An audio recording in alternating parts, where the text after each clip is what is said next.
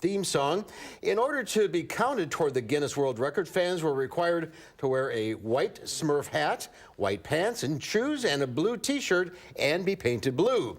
With a business empire worth about $8 billion, the Smurf cartoon series is dubbed into some 30 languages, broadcast on 120 television channels around the globe, and it appears the villainous Gargamel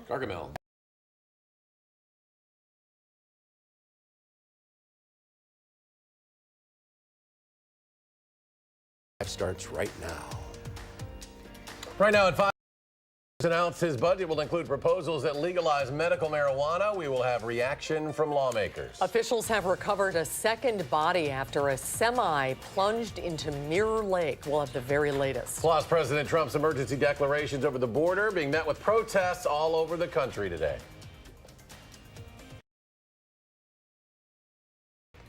From the Channel3000.com Alert Center, this is News 3 Now at 5. And thanks for staying with News 3. Governor plan to legalize medical marijuana and decriminalize possession of pot in small amounts. But some say his plan would make it easier to get marijuana for recreational use. Our Amanda Quintana is here with more on today's announcement. Amanda? That's right. Well, this would make both medical marijuana and CBD legal in Wisconsin. For access to medical marijuana, you would need a doctor's recommendation. Along with this, Evers hopes to take one of the first steps towards shrinking the racial disparities in our jails. Governor Tony Evers hopes Wisconsin will join the 33 other states and the District of Columbia that have legalized medical marijuana. I believe, and I know the people of Wisconsin overwhelmingly believe, that people shouldn't be treated like criminals for accessing medicine that can change or maybe even save their lives. His proposal allows doctors to prescribe medical marijuana to those with debilitating medical conditions like cancer, severe nausea, and seizures. Veteran Steve Atchison, who suffers with pain and PTSD, has been waiting for this for a long time. I was on about 7 or 8 different pills every day from the VA. From opiates to muscle relaxers to sleep medication, benzos, I mean, you name it. And I was a zombie. He says marijuana has given him and those struggling with opioid addiction a safer option, but it's still illegal. And it's put me in this really gray area where every day I step out of my door, I have to worry about being convicted of a crime. Evers' plan would also allow anyone access to CBD, a cannabis extract sold at stores like the Hemp House. People are coming to our shop because they're just, it just comes down to, they're just tired of going to the doctor, and their only option is dangerous and addicting pharmaceuticals, and we're just looking for a safer option. Owner Brian Simonson celebrating Evers' move today. He stood by his word before the election. He came out and said if he was elected, he personally told me that he would make legalizing medical cannabis a priority. But in addition to medical use, Evers wants to decriminalize the distribution, manufacturing, and possession of marijuana under 25 grams, calling this a critical step towards addressing racial disparities in our criminal justice system. African Americans make up about 6% of the population in our state. However, we make up almost 40% of our prison population. That is unjust. He also wants to help expunge the records of those who already served time for low-level drug offenses. The bottom line is that we're spending too much money prosecuting and incarcerating people, and often people of color, for nonviolent crimes related to possessing small amounts of marijuana. But this part of the plan is where Republicans say it goes too far. Speaker Robin Vos in a statement saying it makes it easier to get recreational marijuana and provides a pathway to full legalization, which I do not support. Fellow Republicans are expected to oppose the idea as well. Senate Majority Leader Scott Fitzgerald has told us before he does not support legalizing medical marijuana, and he doesn't see Senate Republicans supporting it either. Thank you, Amanda. Dive crews have found the body of a woman, the second person involved in that semi crash off the interstate into Mirror Lake Sunday morning. Officials are also identifying the man with her in that truck as 39-year-old Timothy Green of Kentucky. Crews recovered his body along with the semi-truck and trailer yesterday. Divers started searching about 9 this morning, and despite equipment failures due to the cold, they were able to locate the woman's body about 12:45 this afternoon. Her identity has not yet been released. One man is in jail following a shooting in the village of Clinton Sunday night that left one woman in the hospital. The Clinton Police Department says they were called to 727 Milwaukee Street last night after reports of a disturbance. Investigators say 18-year-old Jesus Rangel fired a gun in the incident, which was later found in a snowbank. He was arrested on tentative charges of recklessly endangering safety and is currently in the Rock County Jail. An 18-year-old woman was taken to Janesville Mercy Hospital with a single non-life-threatening gunshot wound and is expected to be okay. The Dane County Sheriff's Office says Madison police have arrested a Dane County jail inmate who went AWOL over the weekend. 36-year-old Aaron Keel of Madison was approved to attend a program on Saturday, but did not return to the jail. The Dane County Sheriff's Office says the Madison Police Department found Keel on Sunday, returned him to jail. Keel is serving sentences for cocaine possession, criminal damage to property, and battery. Let's get a check on the weather now. Gary Canalti is on the weather patio. Gary? Well, you know, we had snow yesterday. We've got a break today and tomorrow. And then guess what? More snow is on the way for later tomorrow night into Wednesday. Visible cloud track right now shows plenty of snow on the ground across southern Wisconsin, but not much in the way of cloud cover right now. It's mainly clear, just a few clouds overhead, but there are some clouds farther out to the west that'll start moving in our direction, but they won't really thicken up until late tomorrow afternoon. Lake effect snow is moving downwind from Lake Michigan into northwestern Indiana. It's about the only precipitation of any consequence. Low temperatures this morning started out in the lower to middle teens, a few single digits to our north and to our west. High temperatures today so far in the middle 20s across much of southern Wisconsin. Milwaukee, the warm spot at 29 degrees, but you can see current temperatures now are in the lower to middle 20s across southern Wisconsin. At least there's not much of a breeze, so there's not much of a wind chill to speak of. By tomorrow morning, we could be down to just above zero. I'm thinking for an overnight low temperature of about 2, 7 a.m. temperature of 3. Look for skies to be partly sunny through the day tomorrow, similar to today with a high temperature of 24, but snow is on the way for later tomorrow night and Wednesday. I'll tell you how much we can expect in a few minutes. All right, Gary, thank you, but that's certainly not what a lot of people want to hear because the winter has kept everybody, especially city crews, very, very busy. Yeah, that's for sure. Piles of snow stacking higher and higher. We started to wonder, where does all that snow go? So Jamie Perez is here with us in the studio. You have the answer, Jamie. I do, and we've all seen those monstrous piles of snow on the sides of the roads that can make it a bit difficult to see down the road, especially when you're trying to turn a corner. Well, city crews work on the biggest problem areas first. They'll take snow piles and dump them in a couple of sites here in Madison, but those dump sites are not open to the public. City crews say the best thing that you can do is shovel the snow in front of your own house and make a pile in the middle of your yard. That should increase visibility on the streets a bit more, but nevertheless, we may just have so much snow on the ground that city crews just can't get to all of them, making driving and navigating those corners a bit difficult. It's been really difficult. I turn out onto Packers to get to class every day, and I can't see past, so I have to wait like probably 5 minutes each time, and it's really difficult to get traction. I leave like 15 minutes earlier than I usually do for class or work just to get past.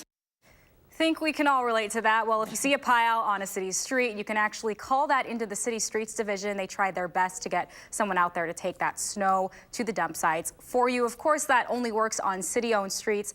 Doesn't apply to private parking lots. You might just have to stick with continuing to shovel your own driveways and yards. City can't take care of everything. And wait for spring. It's coming. Exactly. It will eventually melt. Yeah, there you go. Thanks, exactly. Thanks, Jamie. Sure. Now, with 4 snow emergencies in 4 weeks, a big concern, of course, is the cost of removing all of this.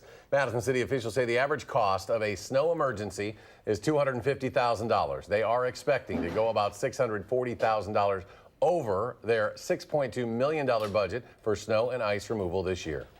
The snow budget is a good example of something, the weather, we cannot control. And so we try to do our best with setting enough dollars aside to meet it and then also having money in reserve. Every year, the city budgets for 5.5 snow events. The most recent snow emergency makes it 6, and the city is projecting 4 more snow events that will dispatch plows. On this President's Day, protests popped up in cities across the country, including Madison, with demonstrators opposing President Trump's national emergency declaration to build a border wall. President Trump made the declaration on Friday.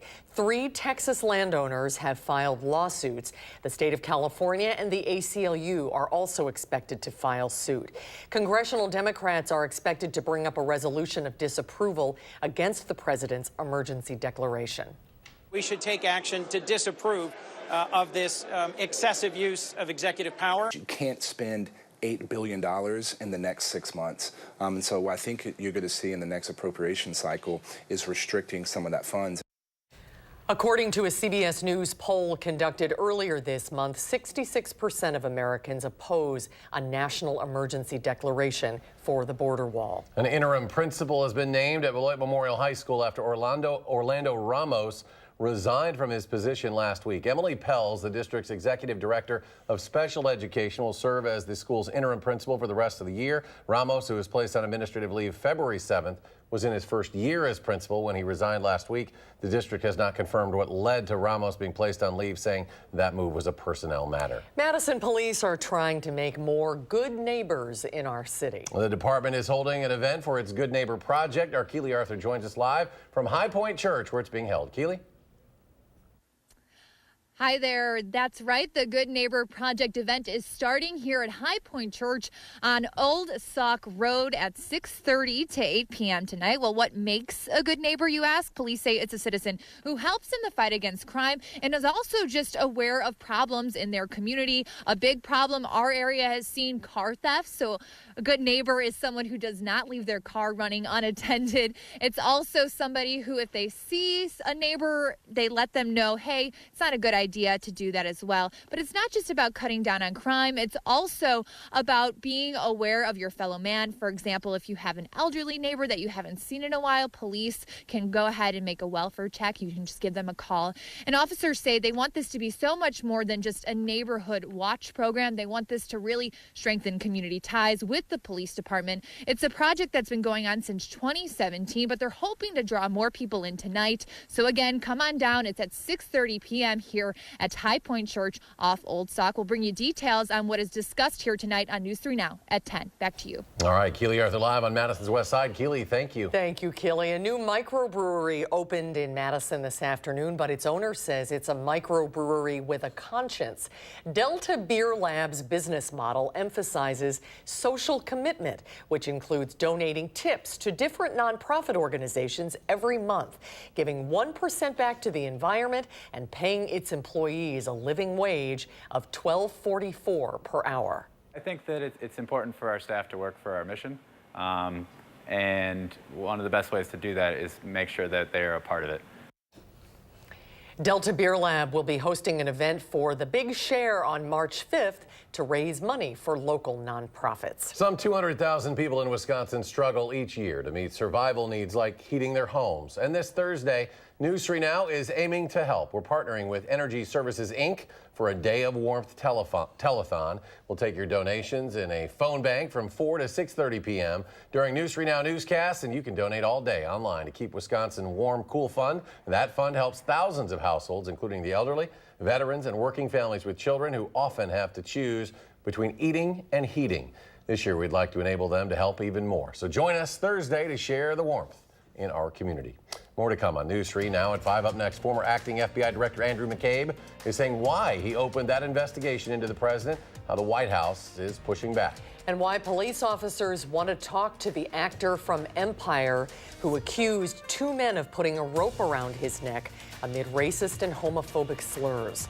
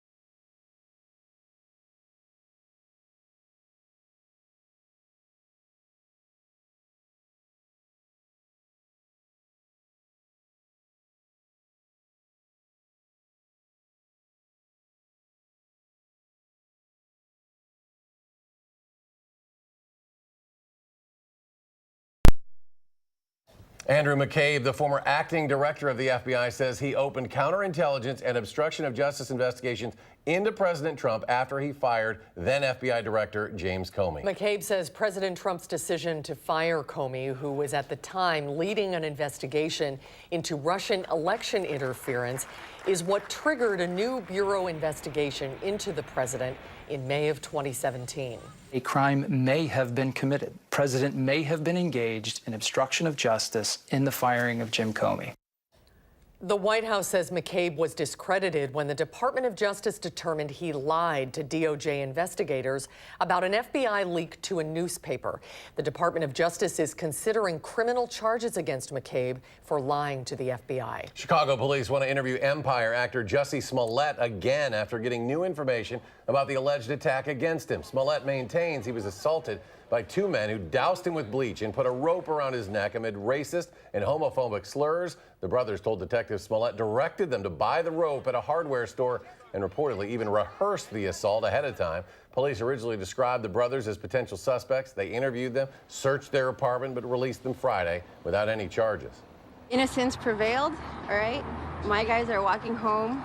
They're not charged. They are not suspects in this case. Now, regarding Smollett's alleged involvement with his attackers, his attorneys say, quote, nothing is further from the truth. If the police find Smollett filed a false police report, he could face felony charges. Police say the suspect in a workplace shooting outside of Chicago should have turned in the gun that he used to kill 5 people. Police say the suspect, 45-year-old Gary Martin, brought a handgun to work and began shooting after he was fired. Police say Martin was in illegal possession of a gun that he first purchased legally. He had a 1995 felony conviction that did not come up on his background check. The conviction did show up when Martin applied for a concealed carry permit just a few days later, and that requires fingerprinting. That prompted a letter from Illinois State Police telling Martin to give up his gun to local law enforcement. The letter states that he needs to voluntarily relinquish the weapon, and we're looking into whether we followed up on that and what agencies followed up on that. 4 of the 5 officers who were injured in the shooting have been released from the hospital. The last officer is expected out soon. All right, meteorologist Gary Canalti joining us now. Gary, I ran out of gas as my snowblower finished the job. You should have come over to my house. And I think you're going to tell me to go get some more gas, right? I ran out of gas early in the season. I filled up my gas tank, so I had a little bit left over. You could have stopped by to pick some up, but I'll probably need to refill at some point, too, because we've got more snow on the way. Visible cloud track clearly shows the snow on the ground. You can pick out the rivers that show up darker over the widespread snow cover. You can see some mid and high level clouds out to the west that will turn us partly cloudy for tonight and tomorrow, but tomorrow we'll still see plenty of sunshine.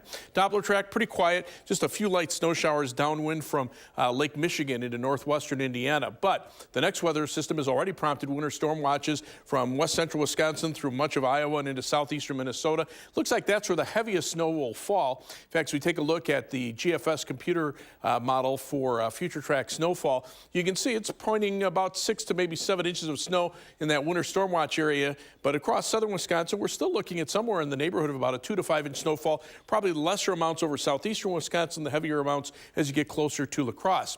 But that's only the first of a couple weather systems, because as we head into the weekend, another storm system could start us out with a mix of precipitation and then change over to snow. So on top of that snow, we could be looking at a potentially fairly significant snowfall. The computer models, at least the GFS computer model, predicting a pretty heavy snowfall here. The European computer model, a little bit less than that, but that does bear some watching.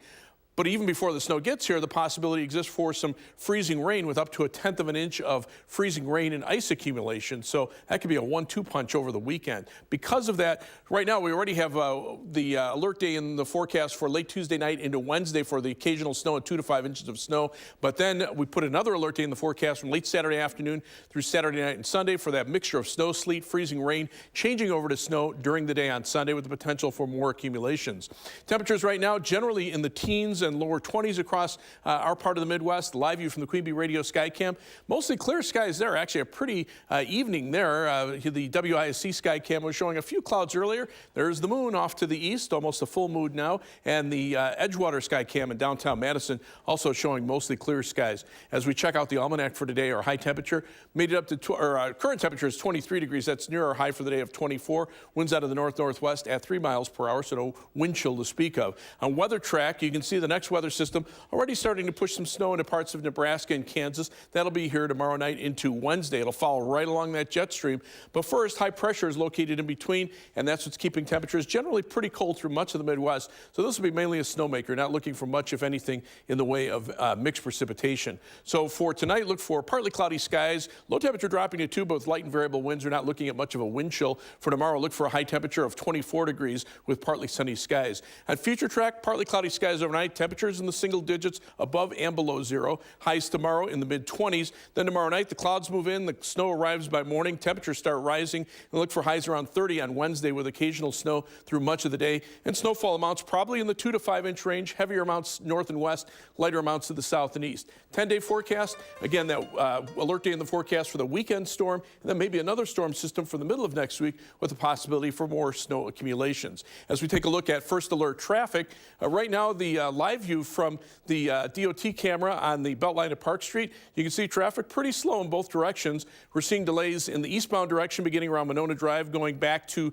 around Fish Hatchery Road. Westbound delays start around Fish Hatchery Road and go back to John Nolan Drive. Also seeing delays northbound on I-3990 from the Beltline interchange up to I-94. Right now, a 25-minute commute in the eastbound Beltline to the interstate from University Avenue, 21 minutes going back in the westbound direction. Heading down to Janesville on I-3990, about 29 minutes from the Beltline. It's 17 minutes out to Sauk City on US 12 and 17 minutes to Sun Prairie from downtown on East Washington Avenue, US 151. That's your first alert traffic. All right, Gary, thank you. Ahead on News 3 now at 5. Less stress and better sleep. We'll tell you if weighted blankets are worth it or not after a short break.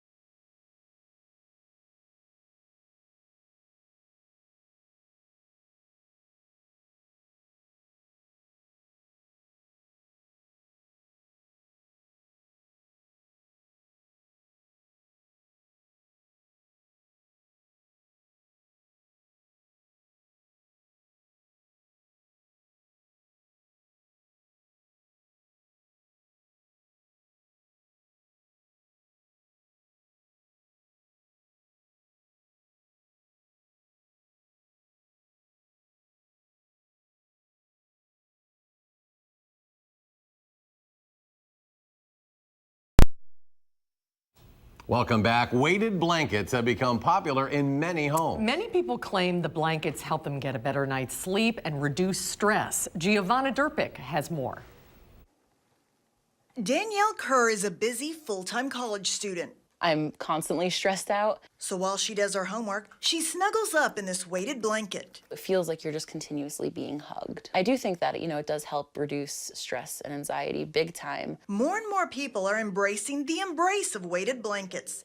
The blankets, which can weigh up to 30 pounds, contain weighted beads or pellets that claim to create a calming, comforting effect that can lower stress and anxiety and improve sleep, specifically insomnia. We don't know for sure from a robust scientific standpoint, but anecdotally and from smaller studies, they do seem to help some patients. The blankets first became popular to help children with sensory issues.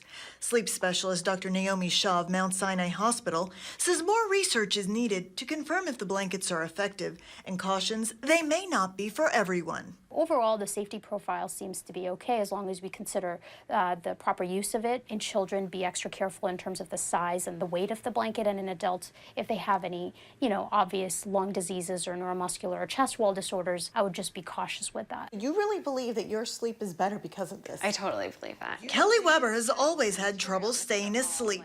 She started using her weighted blanket several weeks ago. And I wake up, I feel great, and I hop out of bed, I'm ready to start the day.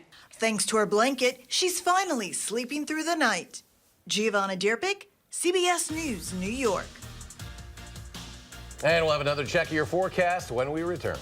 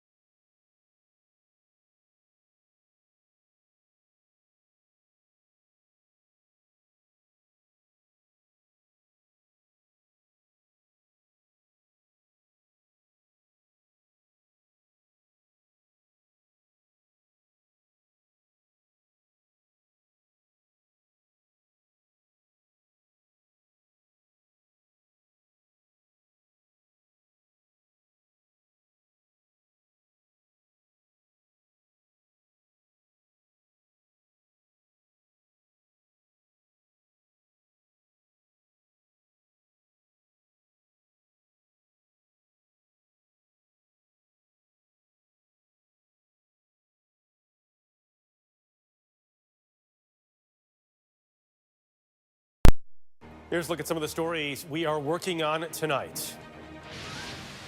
The latest fallout from the president's national emergency declaration, an update on what happens in Congress and the courts. A new program aiming to sharply lower medical bills, and saying goodbye to the man in an unforgettable post-World War II photo. It's all tonight on the CBS Evening News. After big snow yesterday, now more on the way. Yeah. A little bit. Cold for today. Temperatures right now are generally in the lower to middle 20s, but about 2 to 5 inches of snow on the way for late tomorrow night into Wednesday, and then another storm system with some mixed precipitation Saturday, changing to snow Sunday. Maybe some more snow in the middle of next week. All right, we're back in 30 minutes. CBS Evening News is next.